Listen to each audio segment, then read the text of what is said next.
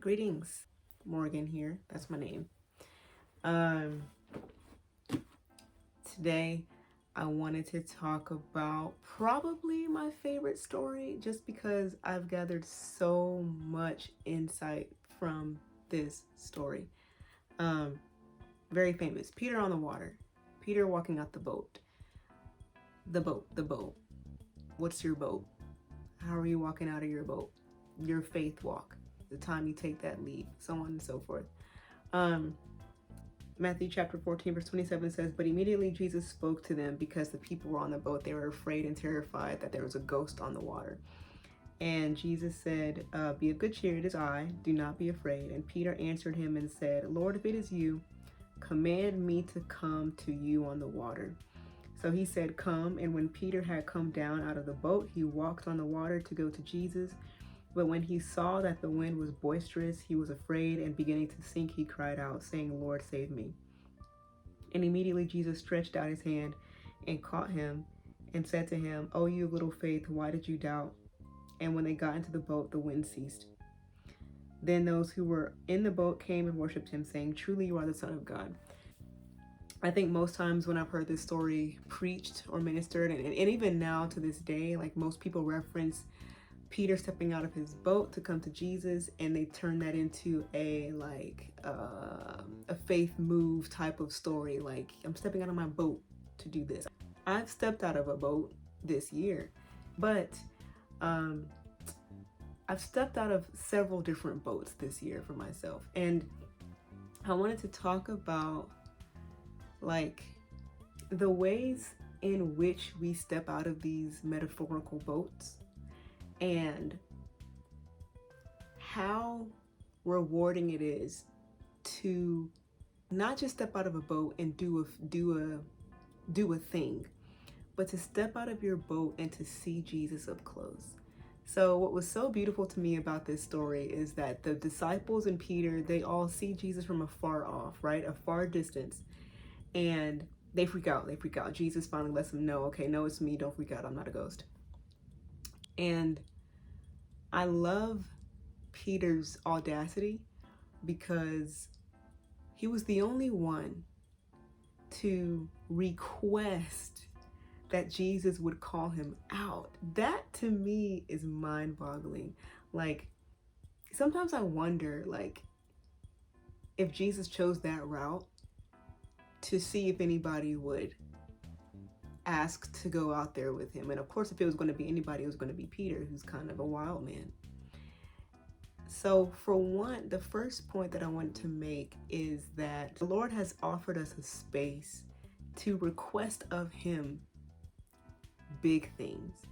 And the thing is, or God will be sure that these requests result in us coming to him.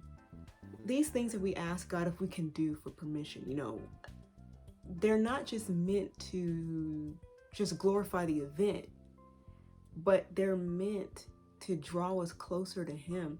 If we ask God if we can do something and he gives us the permission to do so,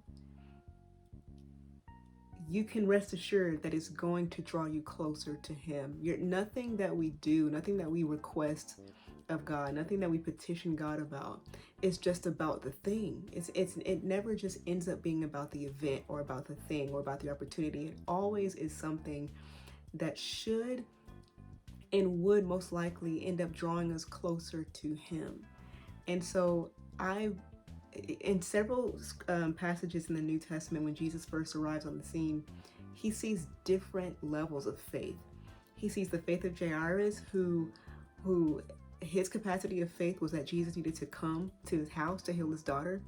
And he witnesses the faith of the woman with the issue of blood, who didn't need to talk to him. She didn't need to request him to come to her house. She just needed to touch his clothes.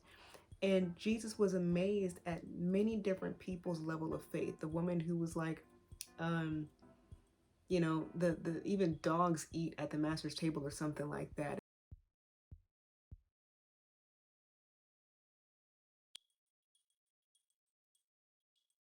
And then the guy who was like, I'm a leader myself. All you got to do is say the word and it'll be done.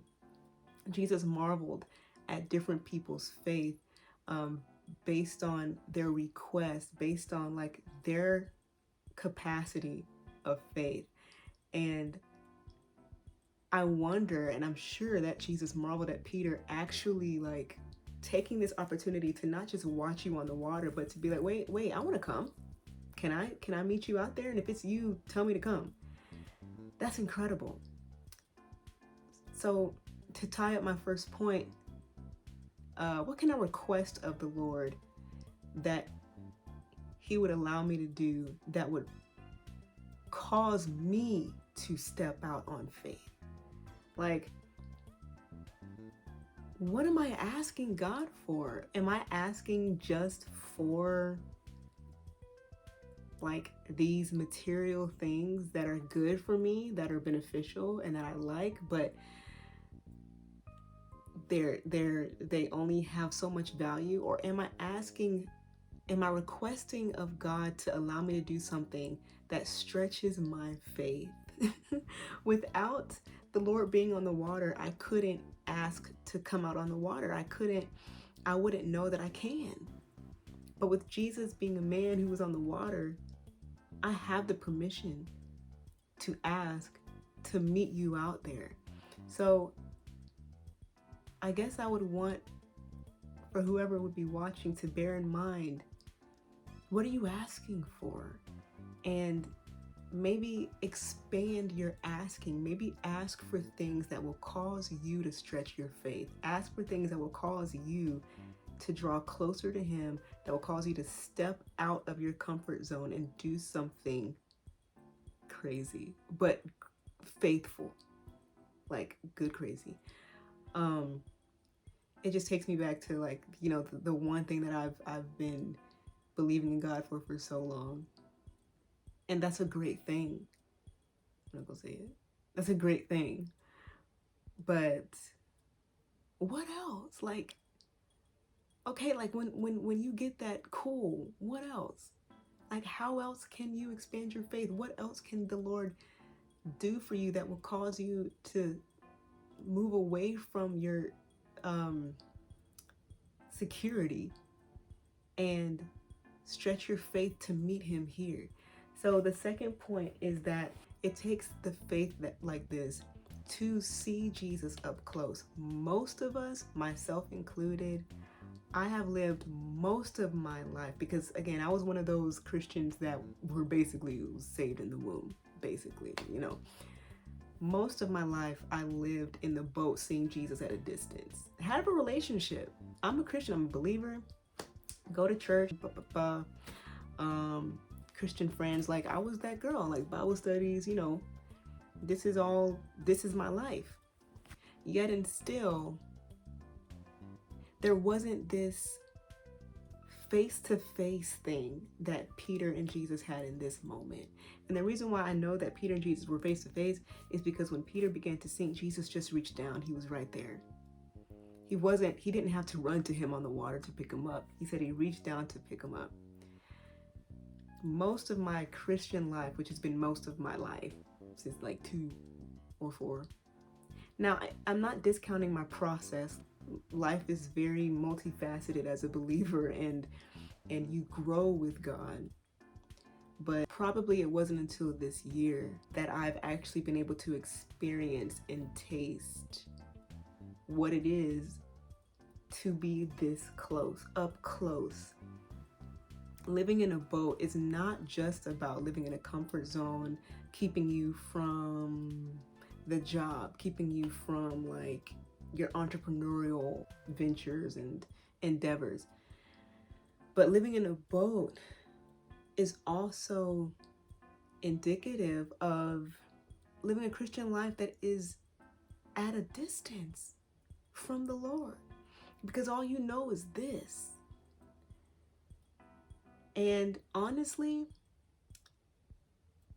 there's something about trials that really causes one to know Jesus and to be up close with God. Living in a Christian boat you don't really go through much. It's just, you just kind of coasting, just chilling. Yeah, you know God, you know of God, like, yeah. But stepping out of this boat, you're completely vulnerable. You are completely vulnerable and exposed to the elements around you.